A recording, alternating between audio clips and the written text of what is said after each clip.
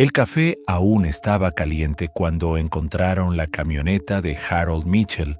El vapor se alzaba del termo que descansaba en el tablero, su superficie metálica atrapando la pálida luz otoñal que se filtraba a través del parabrisas de la Ford Pickup que seguía encendida. El motor zumbaba de manera constante. Las llaves colgaban del encendido. La puerta del conductor permanecía abierta como si Harold simplemente hubiera bajado un momento a revisar algo en el campo de maíz. Pero Harold Mitchell no aparecía por ningún lado. Eran las 9:47 a.m.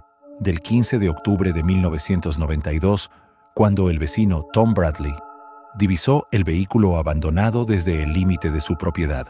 El lugar le pareció extraño de inmediato. Harold no era del tipo de hombre que dejaba su camioneta encendida. No era descuidado con el combustible ni con la maquinaria. En 32 años, cultivando parcelas adyacentes en el condado de Greene, Kansas, Tom jamás había visto a Harold desperdiciar ni una gota de gasolina. Algo no estaba bien, y ese algo le provocó un escalofrío que no tenía nada que ver con el aire fresco del otoño. La camioneta estaba a unas 50 yardas dentro del campo de maíz de Harold, situada entre dos hileras como si hubiera estado conduciendo para inspeccionar su cultivo. Los tallos de maíz se alzaban altos y marrones alrededor del vehículo, sus hojas secas susurrando al viento de la mañana como secretos al oído. Los guantes de trabajo de Harold estaban en el asiento del pasajero y su termo de café, negro sin azúcar, como Marta lo había preparado para él durante 28 años, permanecía intacto y humeante en el tablero. Tom llamó el nombre de Harold, su voz extendiéndose a través del campo vacío. Nadie respondió, excepto el viento entre el maíz y el lejano bramido del ganado. Caminó alrededor de la camioneta, buscando huellas en la tierra blanda. Pero el suelo estaba endurecido por semanas sin lluvia. No ofrecía pistas de hacia dónde podría haber ido Harold. Cuando por fin reunió el valor para acercarse al vehículo, notó la billetera de Harold en el asiento, con los billetes visibles a través del cuero gastado. Sus gafas de lectura estaban dobladas con cuidado junto a ella. La radio estaba sintonizada en la emisora local AM, transmitiendo una canción de Conway Twitty, que probablemente Harold no alcanzó a escuchar completa. Todo sugería que había planeado regresar en cuestión de minutos, no desaparecer para siempre. Cuando el sheriff Robert Clark llegó al lugar, la noticia ya comenzaba a propagarse por la estrecha comunidad de Millerville. El sheriff era un hombre metódico, acostumbrado a tratar con ganado perdido y disputas domésticas, no con personas desaparecidas. Documentó la escena con una cámara Polaroid prestada, cada destello, preservando aquel extraño cuadro de abandono. El odómetro de la camioneta mostraba que Harold había conducido exactamente 2.3 millas esa mañana, la distancia desde su casa hasta ese punto en el campo. Clark entrevistó a Tom Bradley allí mismo, anotando con precisión en su cuaderno de espiral. Tom explicó que había estado arreglando postes de cerca cuando vio la camioneta, que la hora le pareció extraña porque Harold solía trabajar en sus campos más temprano. Mencionó el café aún humeante y la ausencia de la gorra John Deere, favorita de Harold, que normalmente colgaba del retrovisor. El sheriff buscó en el área inmediata, caminando en círculos cada vez más amplios desde la camioneta, llamando el nombre de Harold cada pocos pasos. El maíz estaba listo para la cosecha, alcanzando más de 6 pies de altura en la mayoría de los lugares, creando un laberinto de corredores dorados que parecía tragar el sonido. Clark anotó la ausencia de cualquier señal de lucha, sangre o indicio de qué pudo haber pasado con un hombre que simplemente se desvaneció en medio de su propia tierra. A medida que las sombras de la tarde empezaban a alargarse sobre el maizal, el sheriff Clark tomó la decisión de pedir ayuda adicional. Lo que había comenzado como una simple revisión de bienestar se estaba convirtiendo en algo mucho más serio. Harold Mitchell, un hombre tan predecible como las estaciones de Kansas, había desaparecido sin dejar rastro, dejando únicamente preguntas y la inquietante imagen de aquella camioneta aún encendida en medio de la nada. Harold Mitchell era el tipo de hombre sobre el que se construyen los pueblos pequeños. Estable, confiable y tan profundamente tejido en el tejido de Millerville que su ausencia se sentía como un desgarro en la comunidad misma. A los 54 años, poseía unas manos curtidas y un rostro marcado por el sol que hablaban de 3 décadas, trabajando las mismas 640 acres que le había dejado su padre. Sus vecinos sabían que podían poner en hora sus relojes con las rutinas de Harold: quehaceres matutinos al amanecer, café en la cafetería todos los martes y misa cada domingo en la tercera banca del lado derecho. Martha Mitchell había sido el ancla de Harold durante 28 años, desde que se casaron, en la pequeña iglesia blanca que se encontraba en el corazón de Millerville.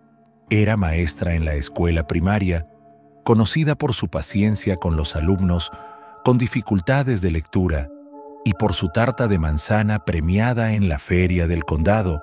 Juntos habían criado a 2 hijos, Michael, ahora de 30 años, y trabajando como ingeniero en Topeka, y Sarah, de 26, enseñando en una escuela en Kansas City. La familia Mitchell representaba todo lo sólido y bueno de la vida rural estadounidense.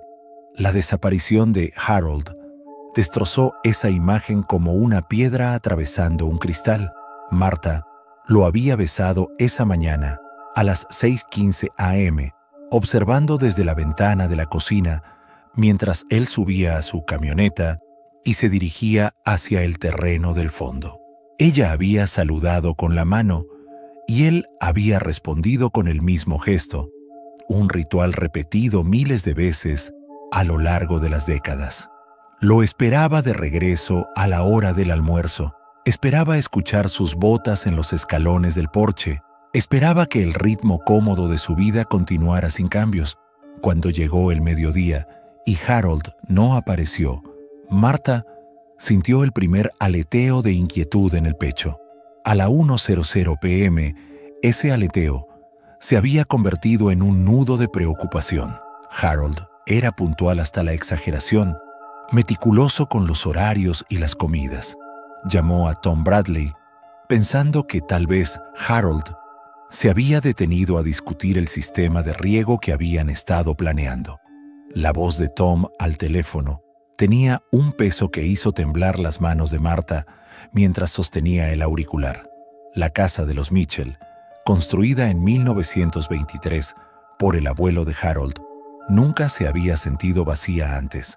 Ahora, mientras Martha se sentaba a la mesa de la cocina esperando noticias, cada crujido de los viejos pisos de madera parecía resonar con la ausencia de Harold. La cafetera tenía suficiente para 2 tazas, como ella lo hacía cada mañana desde hacía años. Las gafas de lectura de Harold estaban sobre la mesa junto al periódico del día anterior, aún doblado en la página de precios de productos básicos. Los amigos y vecinos comenzaron a llegar a medida que la noticia se propagaba por la estrecha red social de Millerville. Dorothy Coleman, de la oficina de correos, llevó cazuelas. Jim Peters, del elevador de granos, se ofreció a ayudar con las tareas de la tarde.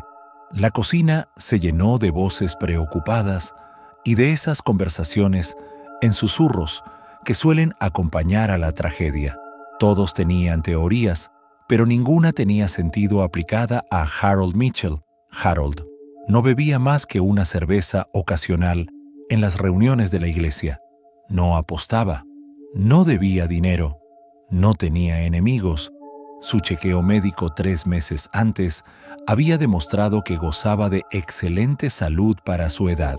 La granja era rentable. La hipoteca, casi pagada. Su relación con Martha era sólida, construida sobre décadas de propósito compartido y afecto genuino. Sus hijos llamaban regularmente y visitaban con frecuencia. Simplemente no había ninguna razón lógica para que Harold abandonara su vida. El sheriff Clark llegó a la granja cerca del atardecer, con una expresión grave mientras explicaba lo que habían encontrado, o más bien, lo que no habían encontrado. Le preguntó a Martha por el estado de ánimo de Harold, por cualquier cambio de comportamiento, por posibles enemigos o problemas financieros. Martha respondió cada pregunta con creciente desconcierto.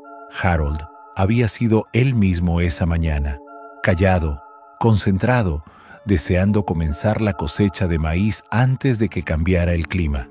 Cuando cayó la noche sobre Millerville, Martha Mitchell enfrentó su primera noche sola en 28 años de matrimonio. La casa que había cobijado a 3 generaciones de Mitchells ahora se sentía como un monumento a las preguntas sin respuestas. En algún lugar allá afuera, más allá del resplandor amarillo de la luz del porche que Harold había instalado la primavera anterior, se hallaba el misterio de lo que le había sucedido a un hombre cuya vida había sido un libro abierto para todos los que lo conocían. La vida perfecta que Harold y Martha habían construido juntos había sido interrumpida por algo impensable, dejando atrás solo silencio y la terrible incertidumbre de no saber si el hombre al que amaba estaba en peligro, herido o algo peor. El amanecer rompió gris y frío sobre Millerville el 16 de octubre de 1992, marcando el inicio de lo que se convertiría en la operación de búsqueda más grande en la historia del condado de Greene. El sheriff Robert Clark había pasado una noche en vela haciendo llamadas, coordinando con la Oficina de Investigación de Kansas e intentando asimilar la imposibilidad de la desaparición de Harold Mitchell. A las 7:00 a.m., los voluntarios comenzaron a reunirse en la granja de los Mitchell, su aliento visible en el aire fresco de la mañana, mientras se aglomeraban alrededor de mesas plegables repletas de termos y mapas dibujados a toda prisa. El departamento del sheriff del condado de Greene consistía únicamente en Clark y 2 ayudantes, poco preparados para una investigación de desaparición de esta magnitud.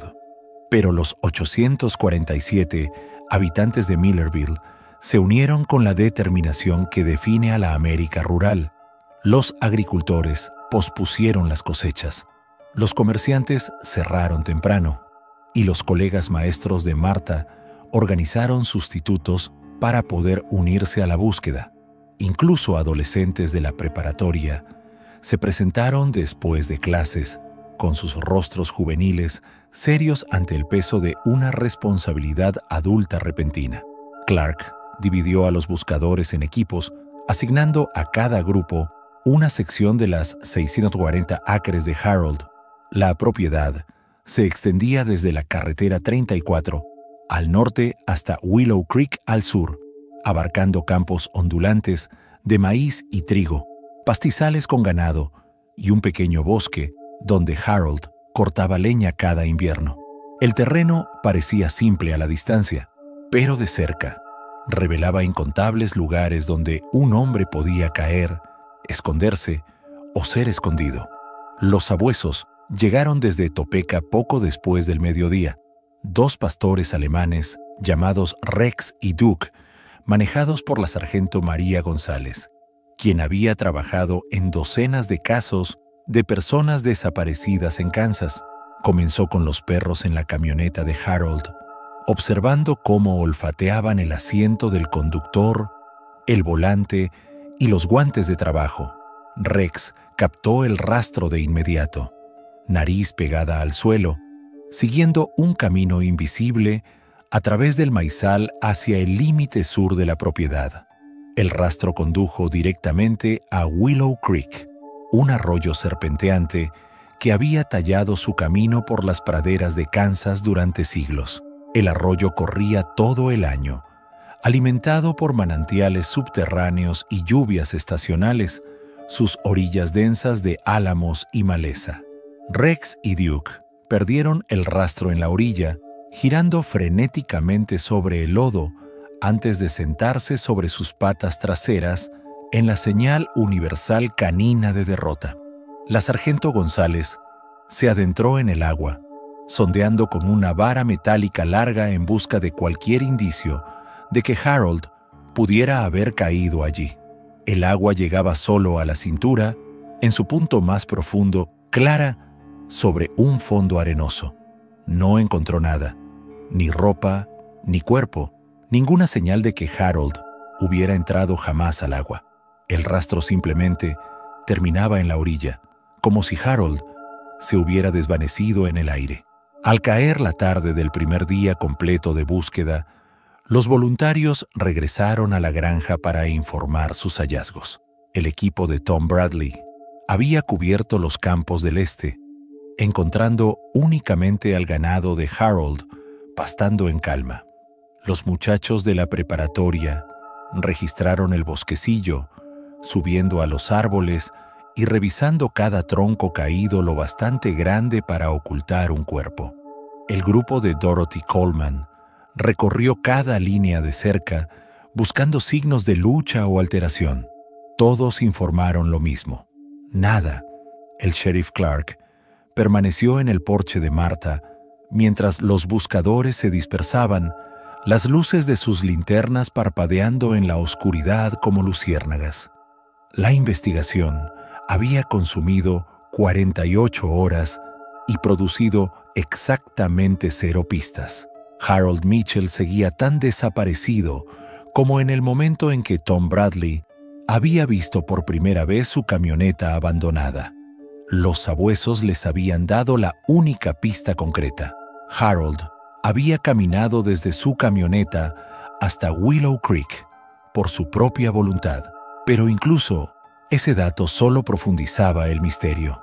Dentro de la casa, Martha Mitchell se sentaba en la mesa de su cocina, rodeada por los restos del apoyo comunitario, cazuelas vacías, vasos de papel arrugados y números de teléfono de docenas de voluntarios que habían prometido continuar la búsqueda. La casa se sentía distinta ahora, marcada por la presencia de extraños y la ausencia de la única persona que realmente importaba. Afuera, la camioneta de Harold reposaba en el patio donde la había dejado la grúa, viéndose ordinaria e inocente, guardando sus secretos tras aquel termo aún tibio de café.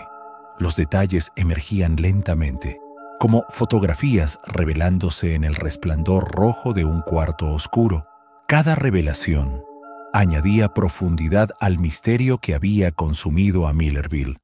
3 días después de la desaparición de Harold, el sheriff Clark comenzó el meticuloso proceso de reconstruir el 15 de octubre de 1992, minuto a minuto, buscando cualquier desviación de la rutina predecible de Harold Mitchell que pudiera explicar lo inexplicable.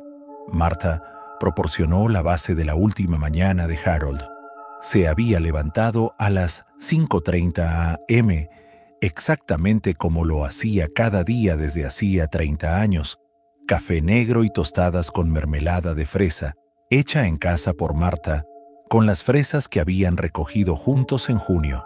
Harold había mencionado que quería revisar el nivel de humedad en el terreno del fondo antes de decidir si comenzar la cosecha la semana siguiente. Nada inusual en su comportamiento, ningún indicio de angustia o preocupación. La besó a las 6:15 a.m. y condujo hacia lo que se convertiría en su último día. Pero la investigación de Clark reveló grietas en la fachada ordinaria. La primera provenía de los registros telefónicos de Harold, que mostraban una llamada entrante a las 9:23 p.m. del 14 de octubre la noche previa a su desaparición.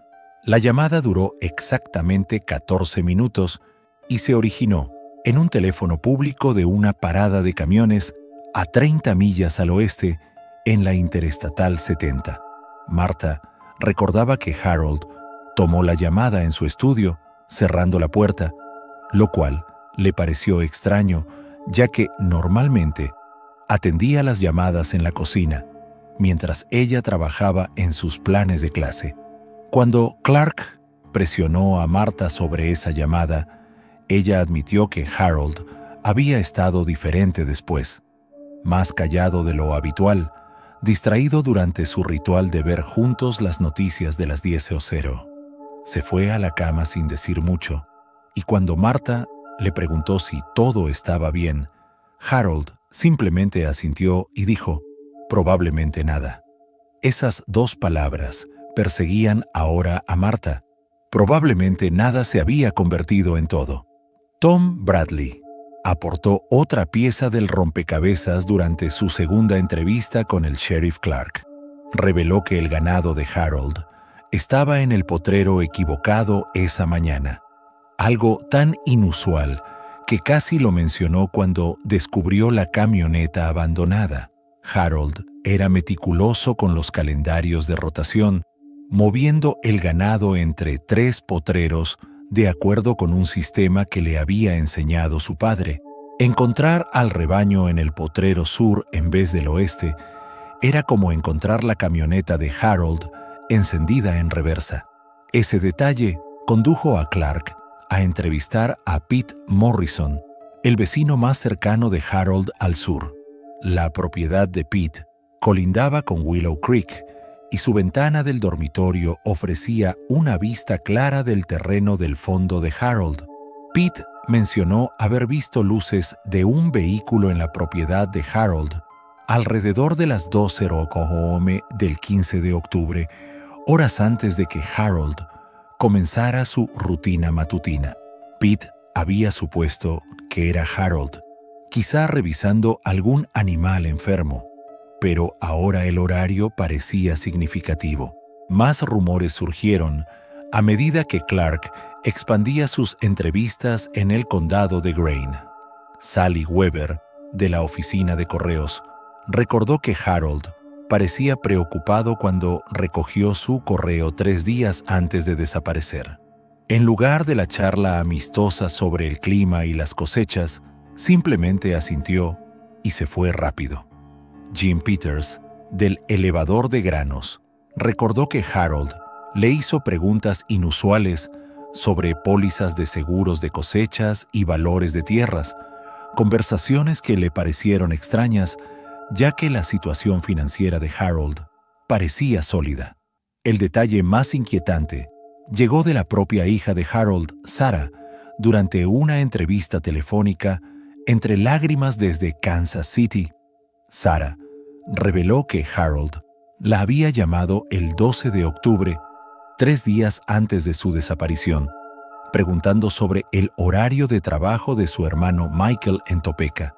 Quería saber si Michael estaba viajando por su trabajo de ingeniero, cuándo estaría en casa y si le había mencionado algún problema.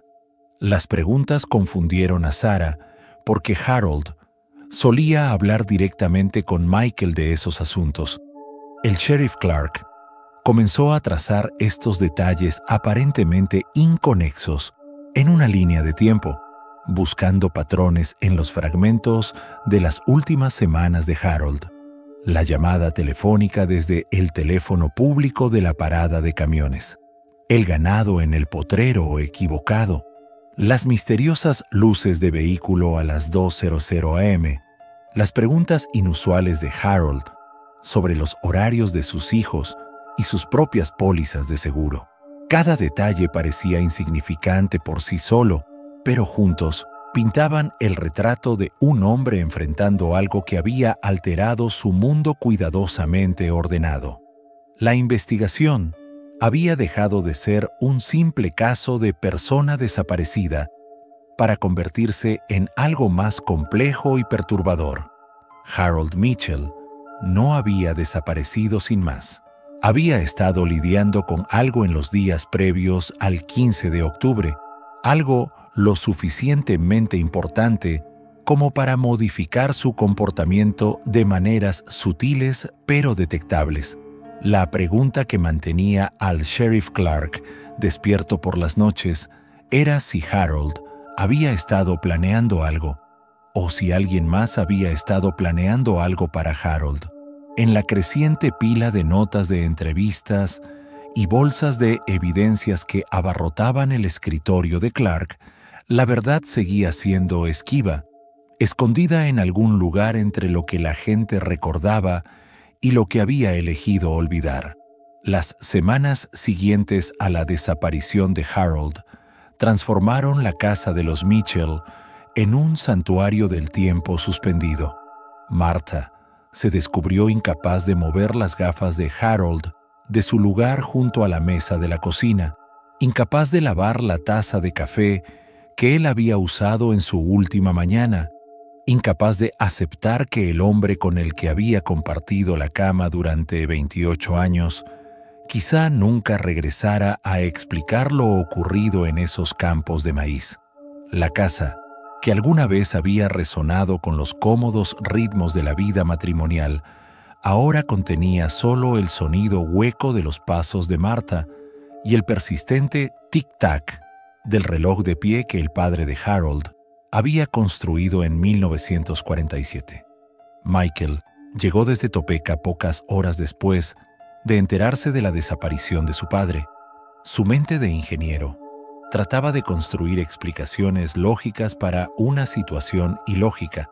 Pasó días recorriendo la propiedad con precisión de topógrafo, midiendo distancias desde la camioneta abandonada hasta distintos puntos de referencia, calculando cuánto podía recorrer un hombre en el tiempo transcurrido entre la partida de Harold de la casa y el hallazgo del vehículo por Tom Bradley.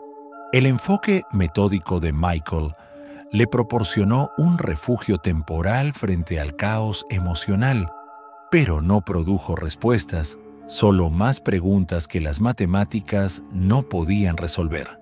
Sarah conducía desde Kansas City cada fin de semana durante meses, aportando su experiencia como maestra a la investigación, al crear cronologías detalladas y organizar la información dispersa que había reunido el sheriff Clark.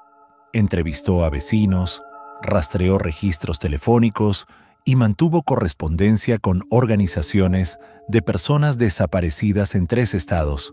La determinación de Sarah era tanto admirable como desgarradora. Una joven mujer que se negaba a aceptar que algunas preguntas simplemente no podían responderse mediante persistencia y organización cuidadosa. La vigilia de los hijos tomó formas distintas, pero compartía el mismo núcleo desesperado. Michael instaló luces con sensores de movimiento alrededor del perímetro de la granja y un nuevo sistema de seguridad que alertaría a Martha de cualquier movimiento en la propiedad. Cambió su horario de trabajo para visitar cada 2 semanas, diciéndole a su supervisor que las obligaciones familiares requerían su atención. Sarah estableció un fondo de recompensa y convenció al periódico de Kansas City para publicar periódicamente historias sobre el caso de Harold, con la esperanza de mantener la atención pública en la desaparición de su padre. El duelo de Martha se manifestó de maneras más sutiles, pero igualmente devastadoras. Continuó poniendo 2 platos en la mesa durante meses después de que Harold desapareció, solo dándose cuenta cuando la comida se enfriaba en el plato sin usar. Mantuvo el lado de la cama de Harold con precisión militar, lavando y cambiando su funda de almohada cada semana, como si se preparara para su regreso. La escuela primaria, donde enseñaba, le concedió una licencia prolongada después de que sus colegas notaran su incapacidad para concentrarse en los planes de clase y su tendencia a quedarse mirando por las ventanas del aula hacia los lejanos campos de maíz donde Harold había sido visto por última vez. El apoyo inicial de la comunidad se fue desvaneciendo gradualmente cuando el otoño se convirtió en invierno y el invierno dio paso a la primavera. Las cazuelas dejaron de aparecer en el porche.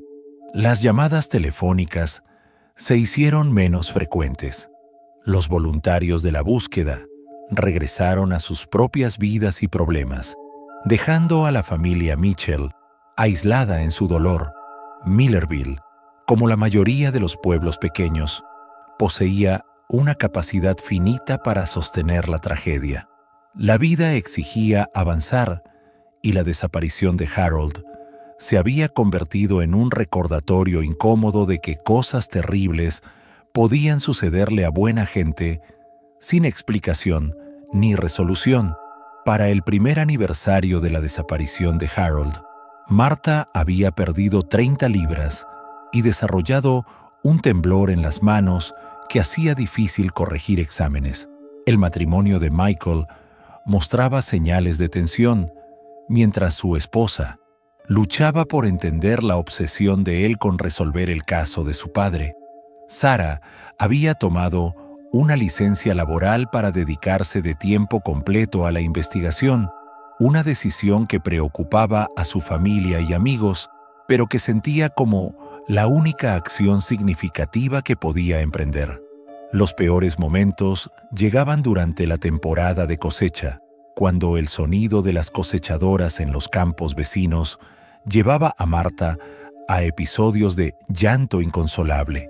Harold debería haber estado allí entre las máquinas, dirigiendo el ritual anual que había realizado durante 3 décadas.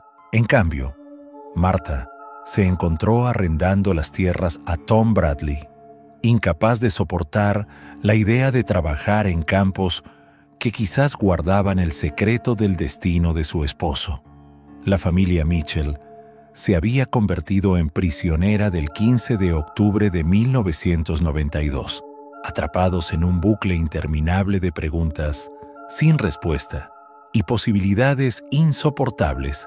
Existían en un estado de animación suspendida, incapaces de llorar apropiadamente porque la muerte no había sido confirmada, incapaces de esperar libremente porque cada día que pasaba hacía menos probable el regreso seguro de Harold. La granja que había sustentado a 3 generaciones de Mitchells se había convertido en un monumento a la incertidumbre. Sus campos y edificios permanecían marcados para siempre por la inexplicable ausencia del hombre que había amado esa tierra más que a su propia vida. La investigación del sheriff Robert Clark sobre la desaparición de Harold Mitchell entró oficialmente en estado de caso sin resolver el 15 de abril de 1993, exactamente 6 meses después de que el agricultor desapareciera en su campo de maíz. La transición no estuvo marcada por ceremonia alguna, sino por el simple acto de trasladar el expediente de Harold del cajón de casos activos de Clark a un archivador en el sótano del Palacio de Justicia del Condado de Greene. La carpeta Manila, abultada con declaraciones de testigos, fotografías y registros de evidencias, se unió a decenas de otros casos sin resolver que databan de la década de 1960, cada uno representando plegarias sin respuesta y heridas sin cicatrizar. Las teorías sobre lo que le ocurrió a Harold Mitchell se multiplicaron como hierba en la pradera tras la lluvia primaveral, cada una pareciendo plausible hasta ser examinada con cuidado. La teoría del accidente dominó las primeras especulaciones entre los habitantes de Millerville, que no podían aceptar que a alguien tan respetado como Harold le hubieran hecho daño deliberadamente. Imaginaban que había sufrido un infarto o un derrame cerebral mientras revisaba sus cultivos, cayendo al arroyo Willow Creek y siendo arrastrado corriente abajo durante la crecida de octubre. Los equipos de búsqueda dragaron el arroyo durante 3 millas aguas abajo de la propiedad de Harold, encontrando maquinaria agrícola oxidada y el esqueleto de un ciervo, pero nada humano. La oficina del médico forense, en Topeka, consultó el caso, explicando que los cuerpos en agua en movimiento suelen salir a la superficie en cuestión de semanas debido a los gases de descomposición, especialmente en las temperaturas moderadas de octubre. Cuando nadie apareció tras 2 meses de búsqueda intensiva, la teoría del accidente perdió credibilidad entre los investigadores, aunque seguía siendo popular entre los miembros de la comunidad que preferían explicaciones naturales a las alternativas que atormentaban su imaginación. La motivación financiera ofreció otra vía de especulación. A pesar de la aparente solvencia de Harold, Michael Mitchell otorgó a los investigadores acceso a los registros bancarios de su padre, revelando un panorama modesto pero estable. Harold debía $23,000 de la hipoteca de la granja, una cifra manejable dado el valor de sus tierras. Su cuenta corriente mostraba depósitos regulares por ventas de grano y subastas de ganado, sin transacciones inusuales en los meses previos a su desaparición. Los investigadores de seguros examinaron las pólizas de vida de Harold y no encontraron cambios recientes ni coberturas aumentadas que pudieran sugerir premeditación. La teoría de la desaparición voluntaria surgió desde fuera de la comunidad, sugerida por agentes de la Oficina de Investigación de Kansas que habían trabajado casos similares de hombres de mediana edad enfrentando crisis personales ocultas. Señalaron la misteriosa llamada telefónica la noche anterior a la desaparición y las preguntas inusuales de Harold sobre los horarios de sus hijos como posibles pruebas de una planificación previa. Esa teoría atormentaba especialmente a Martha, que repasaba cada conversación con Harold en sus últimas semanas, buscando señales de engaño o desesperación que quizás no había notado. Clark siguió con meticulosa minuciosidad la pista de la desaparición voluntaria, revisó grabaciones de seguridad en estaciones de autobuses, entrevistó empleados de paradas de camiones a lo largo de las carreteras principales y coordinó con cuerpos policiales en todo el Medio Oeste.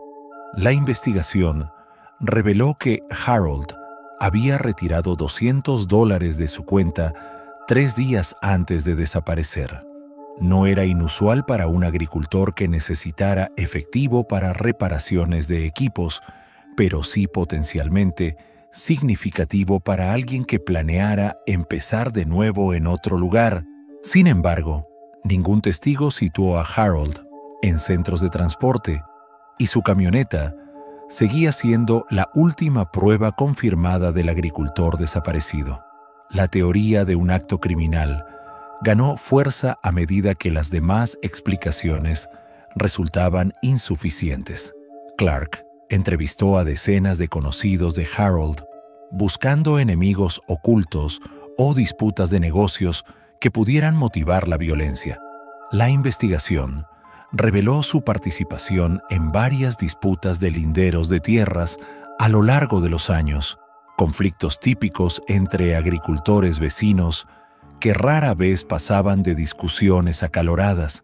Ninguno parecía lo bastante serio como para justificar un asesinato, y todos los implicados tenían coartadas sólidas para el 15 de octubre. Posibilidades más inquietantes surgieron cuando Clark expandió la investigación más allá del condado de Grain. 3 agricultores más en el este de Kansas habían desaparecido bajo circunstancias misteriosas en la década anterior, aunque ninguno compartía exactamente la situación de Harold. Un grupo federal que examinaba patrones de crimen rural sugirió conexiones potenciales con operaciones de narcotráfico que utilizaban tierras aisladas para la producción de metanfetaminas. Pero las búsquedas en la propiedad de Harold no revelaron ninguna evidencia de tal actividad. Con los meses convirtiéndose en años, las teorías se volvieron cada vez más elaboradas y desesperadas. Algunos sugirieron que Harold había descubierto actividades ilegales en tierras vecinas y había sido silenciado para proteger empresas criminales. Otros propusieron que había sido confundido con otra persona, víctima de un caso de identidad equivocada que lo llevó a una tumba sin nombre. Unos pocos sostenían que Harold había sido reclutado por agencias federales para trabajo encubierto, aunque ningún funcionario confirmaba ni negaba esas especulaciones. El sheriff Clark se jubiló en 1998, llevándose consigo el expediente de Harold como tarea de consultoría no oficial. Su sucesor, el sheriff David Brennan, heredó un caso sin resolver que había consumido enormes recursos produciendo resultados mínimos. La familia Mitchell continuó su investigación privada, contratando detectives particulares y consultando a psíquicos, siguiendo pistas que invariablemente no llevaban a nada. Harold Mitchell había desaparecido tan completamente como si nunca hubiera existido, dejando atrás solo preguntas cada vez más complejas con los años.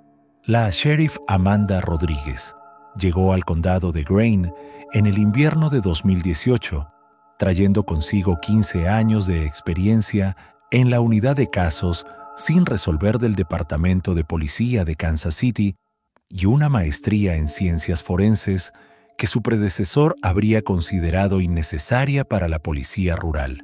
A los 38 años, Rodríguez representaba una nueva generación de investigadores que entendían que la tecnología moderna podía dar vida a casos que décadas atrás se consideraban sin esperanza.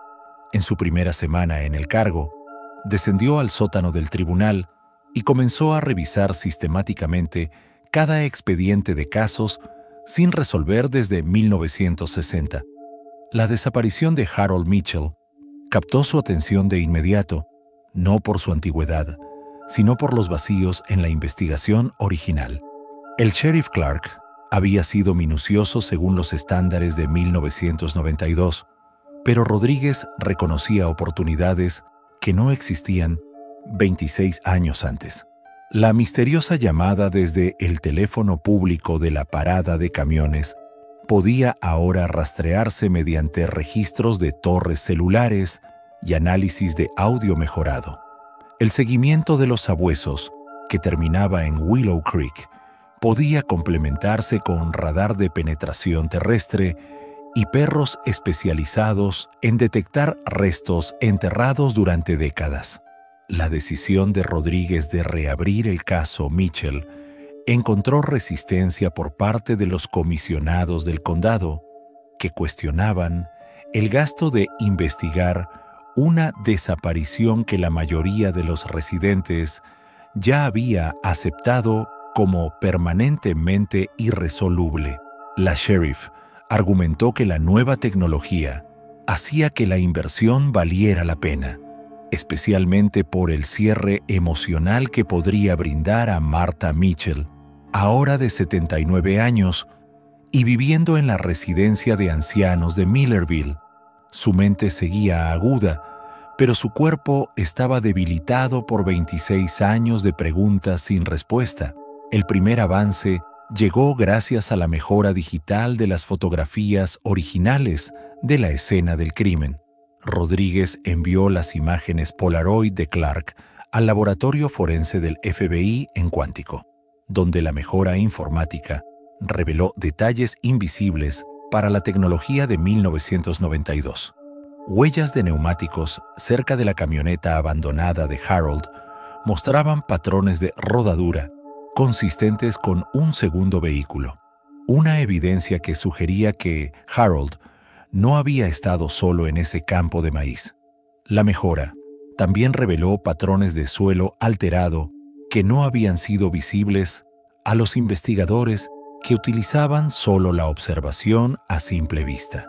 Los estudios con radar de penetración terrestre en la propiedad de los Mitchell comenzaron en marzo de 2018, realizados por un equipo del Departamento de Arqueología de la Universidad Estatal de Kansas. La tecnología podía detectar anomalías subterráneas que indicaban tierra removida, objetos enterrados o cambios de densidad que podrían señalar restos humanos.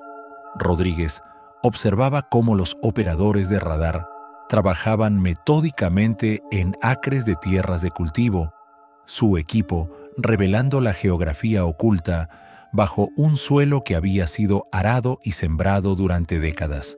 El radar detectó múltiples anomalías esparcidas por la antigua propiedad de Harold, ahora en manos de una corporación agrícola que había comprado la tierra del fideicomiso sucesorio de Martha en 2010.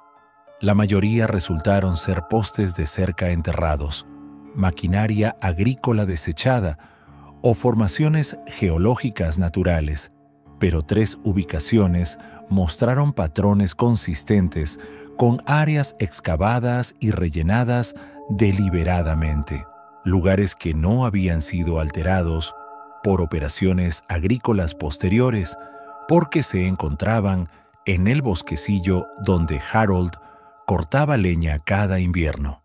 Rodríguez coordinó con la Oficina de Investigación de Kansas para traer perros especializados en detectar restos enterrados por largos periodos. Los perros, pastores alemanes llamados Atlas y Ranger, habían ayudado a resolver decenas de casos sin resolver en el Medio Oeste. Su guía, la detective Sarah Chen, explicó que los químicos de descomposición podían permanecer detectables en el suelo durante décadas bajo las condiciones adecuadas, particularmente en la tierra arcillosa común en las vegas de arroyos de Kansas. Los perros mostraron un interés intenso en 2 de las 3 anomalías detectadas por radar, dando vueltas y arañando lugares específicos con la concentración determinada que indicaba detección positiva de olor. Rodríguez marcó los lugares con banderas naranjas y pidió equipo de excavación, entendiendo que estaba a punto de responder preguntas que habían atormentado a toda una comunidad por más de un cuarto de siglo. La noticia de la reapertura de la investigación se propagó por Millerville con la rapidez de un incendio en la pradera. Michael Mitchell, ahora de 56 años y encargado de los asuntos de su madre, condujo desde Topeka para presenciar la excavación. Sarah Mitchell Hoffman, ya casada y con hijos, pidió licencia en su escuela para estar presente en lo que por fin podría dar las respuestas que su familia había buscado durante 26 años. La comunidad, que gradualmente había olvidado la desaparición de Harold, de pronto recordó cada detalle, cada teoría, cada noche en vela preguntándose qué había sucedido con uno de los suyos. La sheriff Rodríguez entendía que no solo estaba excavando tierra, estaba desenterrando la memoria colectiva y el trauma de toda una comunidad que nunca se había recuperado de la inexplicable desaparición de Harold Mitchell. La excavación comenzó al amanecer del 3 de abril de 2018, bajo un cielo nublado que parecía reflejar la solemnidad de la ocasión. La sheriff Rodríguez había coordinado con el equipo de antropología forense de la Oficina de Investigación de Kansas, asegurando que cualquier resto descubierto sería tratado con precisión científica y validez legal. El doctor Marcus Webb, jefe de antropología forense del estado, supervisaba la cuidadosa remoción de capas de tierra, una por una, utilizando técnicas arqueológicas que preservaban la evidencia potencial mientras revelaban lo que había permanecido oculto bajo décadas de tierra de Kansas. La primera anomalía solo arrojó los restos de un perro de granja, probablemente enterrado por el propio Harold. años antes de su desaparición. La segunda ubicación reveló fragmentos de maquinaria oxidada y cerámica rota, desechos de la granja original que había ocupado la tierra a inicios del siglo XX. Pero el tercer sitio, situado en una depresión natural cerca de Willow Creek, donde los álamos ofrecían sombra y ocultamiento, guardaba secretos que habían esperado 26 años para salir a la luz. A 18 pulgadas bajo el nivel del suelo, la meticulosa excavación del Dr. Webb expuso la primera evidencia de que la desaparición de Harold Mitchell había estado lejos de ser voluntaria. Fragmentos de tela vaquera azul, preservados por el ambiente de baja oxigenación del suelo arcilloso, emergieron de la tierra como piezas de un rompecabezas macabro. La tela coincidía con la descripción de la ropa de trabajo que Harold vestía el 15 de octubre de 1992. Unos jeans Wrangler que Marta le había regalado para su cumpleaños 3 meses antes de desaparecer. El equipo forense trabajó con paciencia extrema, fotografiando y catalogando cada fragmento antes de retirarlo. Pronto aparecieron fragmentos de huesos, dispersos y desarticulados por 26 años de ciclos de congelamiento y deshielo, pero claramente de origen humano. El examen preliminar del Dr. Webb reveló patrones de daño consistentes con desmembramiento deliberado, sugiriendo que la muerte de Harold no solo había implicado asesinato, sino también un esfuerzo cuidadoso por ocultar las pruebas. Michael Mitchell permanecía en el perímetro de la excavación, el rostro pálido mientras observaba cómo extraños desenterraban los restos de su padre con desapego científico. Sarah llegó desde Kansas City esa misma tarde y se desplomó en los brazos de su hermano al enfrentar la realidad de que la ausencia de su padre había sido definitiva desde el principio. La esperanza que había sostenido a la familia Mitchell durante más de 2 décadas se disolvió frente a la evidencia forense, que no dejaba lugar a explicaciones alternativas. La sheriff Rodríguez descubrió pruebas adicionales que transformaron la escena del crimen de un simple asesinato a algo más complejo y perturbador. Un detector de metales reveló el anillo de bodas de Harold, enterrado a 1 metro del lugar principal de la fosa, junto con su reloj y su billetera. Objetos personales que un asesino al azar probablemente se habría llevado o dejado con el cuerpo. La separación deliberada y el entierro de esos objetos sugerían a alguien que conocía personalmente a Harold, alguien que comprendía la importancia de esos artículos para su identidad y su familia. Más inquietante aún fue el hallazgo de fibras de cuerda alrededor de fragmentos de huesos de las muñecas y tobillos de Harold, lo que indicaba que había estado atado antes de su muerte. La cuerda era de nylon, un tipo usado comúnmente en equipos agrícolas, aunque no exclusivo de la propiedad de Harold. El análisis forense determinaría más tarde que la cuerda había sido cortada con una hoja afilada, lo que apuntaba a planeación y preparación, más que a un crimen pasional. La excavación reveló el cráneo de Harold en una ubicación separada, enterrado 60 centímetros más profundo que el resto de sus restos y mostrando claras señales de traumatismo contundente. El Dr. Webb identificó múltiples fracturas consistentes con golpes repetidos de un objeto pesado, probablemente una herramienta agrícola o equipo de granja fácilmente disponible en cualquier propiedad rural. La posición del cráneo sugería que el asesino había tomado precauciones adicionales para asegurarse de que los restos de Harold no fueran descubiertos accidentalmente durante actividades cotidianas en la propiedad.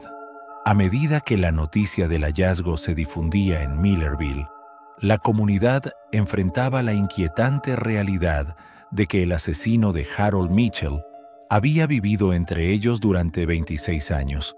Alguien había asistido a su servicio conmemorativo, había ofrecido condolencias a Martha, había participado en las búsquedas, sabiendo exactamente dónde yacía enterrado el agricultor desaparecido. La traición dolía más que el crimen original, transformando décadas de dolor no resuelto en una ira más aguda y enfocada. La sheriff Rodríguez coordinó con la oficina del fiscal del distrito para empezar a construir un caso criminal basado en la evidencia forense. El desafío era enorme. Habían pasado 26 años. Testigos habían muerto o se habían mudado, y los recuerdos se habían desvanecido o contaminado por décadas de especulación. Pero las técnicas forenses modernas ofrecían posibilidades que no existían en 1992, incluyendo análisis de ADN, pruebas balísticas mejoradas y reconstrucción digital de escenas del crimen. El avance que la familia Mitchell había implorado durante tanto tiempo finalmente había llegado, pero trajo consigo la devastadora confirmación de que la desaparición de Harold no había sido accidente ni partida voluntaria. Alguien en el condado de Greene había asesinado a Harold Mitchell con brutalidad deliberada y luego ocultado sus restos durante más de un cuarto de siglo, mientras veía a su familia sufrir el tormento de no saber. La pregunta que ahora atormentaba a la sheriff Rodríguez era si quedaban pruebas suficientes para identificar y procesar al asesino que había evadido la justicia por tanto tiempo. Los resultados del análisis de ADN llegaron a la oficina de Rodríguez una húmeda mañana de martes en junio de 2018, contenidos en un sobre manila que destrozaría todo lo que la familia Mitchell creía saber sobre la muerte de Harold. La doctora Jennifer Walsh, genetista forense de la Oficina de Investigación de Kansas, había extraído muestras de médula ósea preservada en los restos de Harold y las comparó con perfiles de la Base Nacional de Datos. Pero no fue la identificación de la víctima lo que sorprendió a Rodríguez. Fue el perfil secundario encontrado en las fibras de la cuerda que había atado las manos de Harold, un perfil que coincidía con alguien ya registrado en el sistema. El nombre en el informe de laboratorio hizo que Rodríguez leyera los resultados 3 veces antes de aceptar su veracidad. Thomas Bradley, de 74 años, el vecino más cercano de Harold, y el hombre que había descubierto su camioneta abandonada 26 años antes. Tom Bradley, quien había organizado brigadas de búsqueda y consolado a Martha en sus horas más oscuras. Tom Bradley, que había estado presente en cada desarrollo importante de la investigación, que había arrendado las tierras de Harold tras su desaparición, que había asistido al servicio conmemorativo con lágrimas en los ojos. Rodríguez revisó de inmediato el archivo de Tom de la investigación original, estudiando las notas de entrevista del sheriff Clark con una nueva perspectiva. Tom había afirmado haber visto la camioneta de Harold a las 9:47 a.m. mientras trabajaba en postes de cerca, pero los registros de torres celulares de 1992 no mostraban llamadas desde su propiedad hasta las 10:15 a.m., 28 minutos después de cuando dijo haber hecho el hallazgo. La discrepancia había parecido insignificante en 1992, explicada como confusión durante un evento traumático. Ahora sugería algo mucho más siniestro. La evidencia forense pintaba un cuadro aterrador de premeditación y traición. El análisis del suelo reveló que la fosa de Harold había sido preparada semanas antes de su muerte, excavada durante la sequía de septiembre, cuando la arcilla dura era más fácil de cavar. La propiedad de Tom Bradley compartía límite con el sitio de entierro, accesible por una puerta que conectaba ambas granjas. una puerta que Tom mismo había instalado en 1987 bajo el pretexto de facilitar el manejo del ganado entre pastizales contiguos. Evidencia adicional de ADN surgió de la ropa recuperada de Harold, incluyendo células de piel bajo sus uñas que coincidían con el perfil genético de Tom Bradley. El patólogo forense determinó que Harold había luchado desesperadamente por su vida, arañando a su agresor con suficiente fuerza como para dejar evidencia permanente bajo sus uñas. La cuerda usada para atar a Harold había sido cortada con tijeras de podar encontradas en el granero de Tom, herramientas que mostraban fragmentos microscópicos de metal que coincidían con los cortes en las fibras recuperadas. El motivo surgió gradualmente a partir de registros financieros que no existían en el sistema bancario basado en papel de 1992. El análisis informático reveló que Tom Bradley enfrentaba una deuda catastrófica con 3 préstamos bancarios en mora y procesos de ejecución hipotecaria iniciados contra su propiedad en septiembre de 1992. Harold Mitchell, sin saberlo, se encontraba entre Tom y su salvación financiera. Las tierras de Harold contenían un depósito de gas natural que estudios geológicos habían identificado en 1991, información que Tom había conocido gracias a su primo, empleado de la compañía de estudios. La misteriosa llamada del 14 de octubre había provenido de Tom Bradley, quien había conducido hasta la parada de camiones de la Interestatal para evitar usar su teléfono doméstico en conversaciones que pudieran ser rastreadas. Los registros telefónicos mostraron que Tom llamó a Harold a las 9:23 p.m., hablando durante 14 minutos sobre una emergencia inventada con ganado que supuestamente había roto la cerca que compartían. Tom convenció a Harold de reunirse temprano la mañana siguiente para evaluar los daños. Sabiendo que la naturaleza predecible de Harold aseguraría su cooperación, la sheriff Rodríguez reconstruyó el crimen con una precisión escalofriante. Tom había tendido una emboscada a Harold en el campo de maíz, usando una barra de hierro para infligir las heridas fatales en la cabeza antes de transportar el cuerpo de su vecino al sitio de entierro previamente preparado.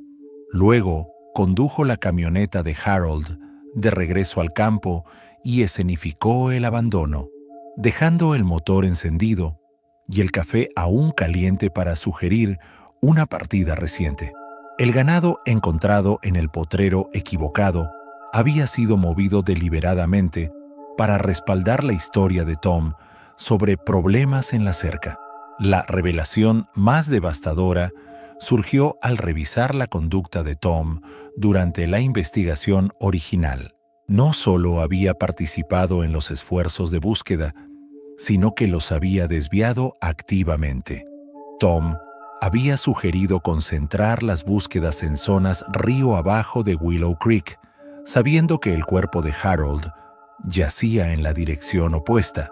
Se ofreció a coordinar con condados vecinos, asegurándose de controlar el flujo de información y evitar descubrimientos que pudieran señalar hacia su propiedad.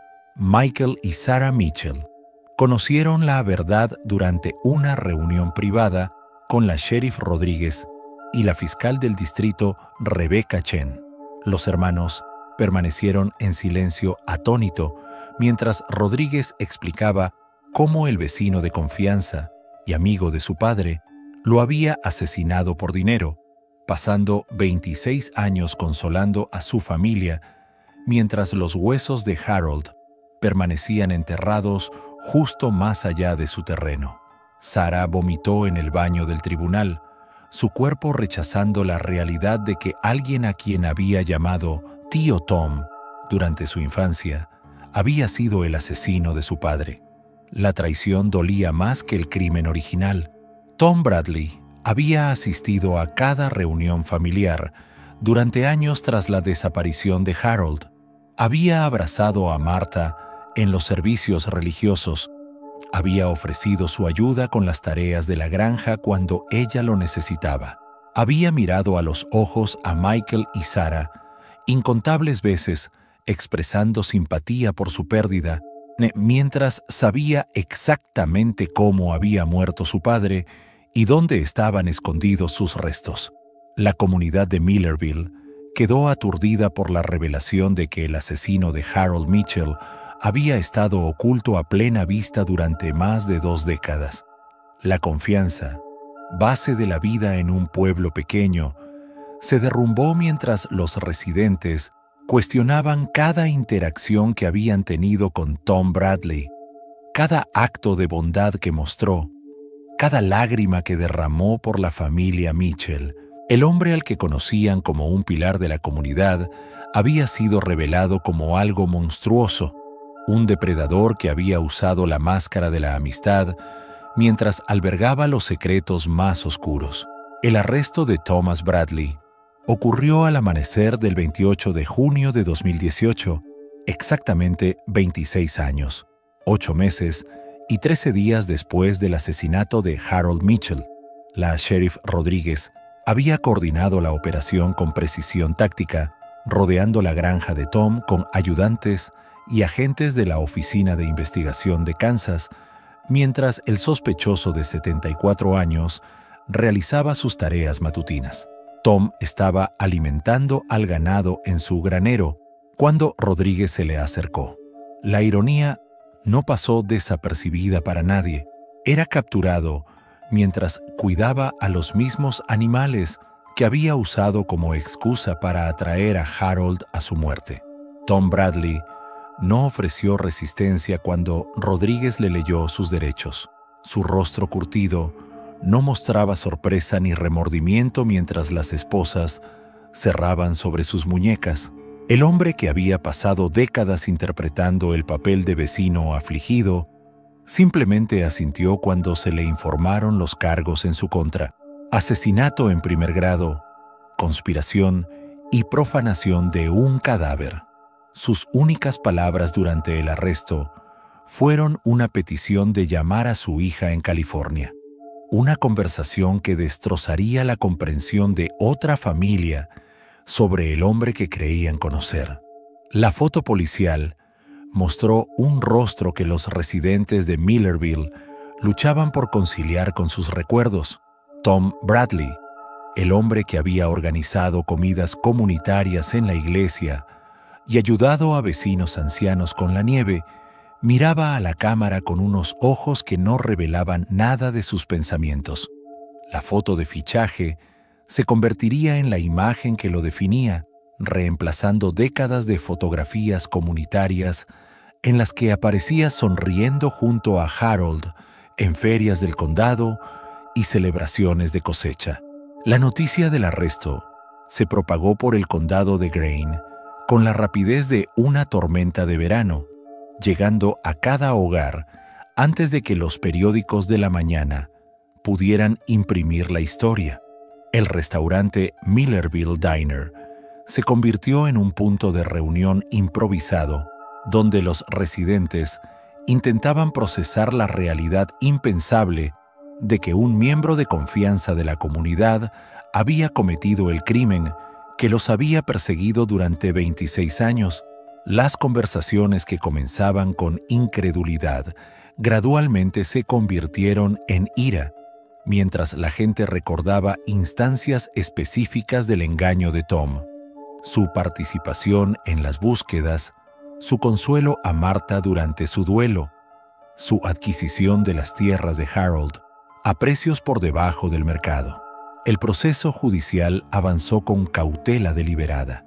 La fiscal del distrito, Rebecca Chen, entendía que el caso sería examinado minuciosamente en busca de cualquier error procesal que pudiera permitir a Tom Bradley evadir la justicia.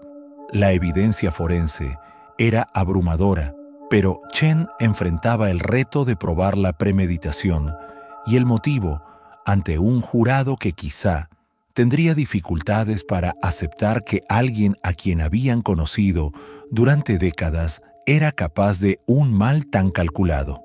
Las pruebas de ADN eran irrefutables, pero el componente emocional del caso requería un manejo cuidadoso para asegurar justicia en lugar de venganza. El defensor público de Tom, designado por el tribunal cuando afirmó no poder pagar un abogado privado, enfrentaba una tarea imposible. La evidencia contra su cliente era científicamente incontestable, y la presencia de Tom en cada momento clave de la investigación original sugería conciencia de culpabilidad más que cooperación inocente. La estrategia de la defensa se centró en la edad y el deterioro de la salud de Tom, pidiendo clemencia en lugar de negar su culpabilidad.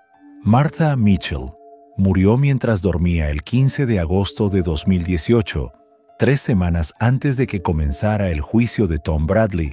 Tenía 80 años y su cuerpo finalmente cedió al peso acumulado de 26 años de preguntas sin respuesta.